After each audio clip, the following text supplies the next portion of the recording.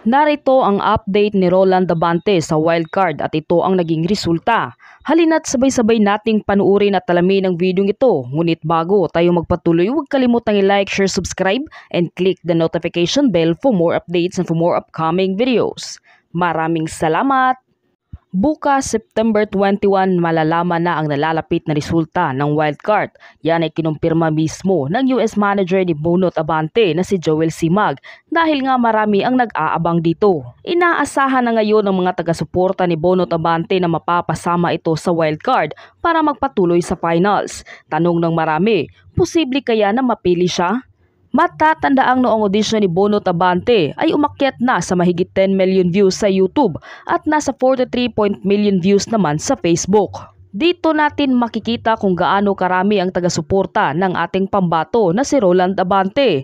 Hindi lamang dito sa Pilipinas kundi pati na rin sa ibang bansa.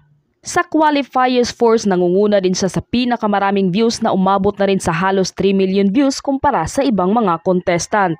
Samantala, pinag-uusapan naman ngayon na posibleng mapili ni Simon Cowell at iba pang judges ang ating kababayan na si Bonot Abante dahil makikita naman kung gaano kagusto ni Simon si Bonot dahil 2 beses niya itong niyakap. Pagkatapos ng performance ni Abante noong audition at sa kakatapos lang na semi-final performance ay binigyan ni Simon si Bonot ng isang mahigpit na yakap, bagay na hindi naman ginawa ni Simon sa ilang performers. Kaya asahan natin na isa si Bonot ang mapili ni Simon Cowell at sa iba pang judges. Samantala sa wildcard naman ay may kapangyarihan ng mga judges na pumili ng performers, hindi tulad noong nakaraang semifinals na nagbabase ang resulta sa online vote.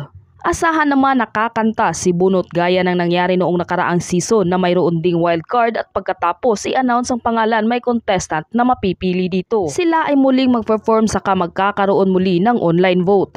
Kaya sabay-sabay nating ipagdasal na naway makapasok ang ating kababayan na si Bonot dahil ito na ang last chance para mapabilang siya sa finals. Ikaw, ano ang masasabi mo sa videong ito? Isa kaya si Bonot Abante sa mapipili ng mga judges? Isa kaya ang ating kababayan sa mapabilang sa mga contestant na magpapatuloy sa finals? Mag-iwan ng komento sa baba.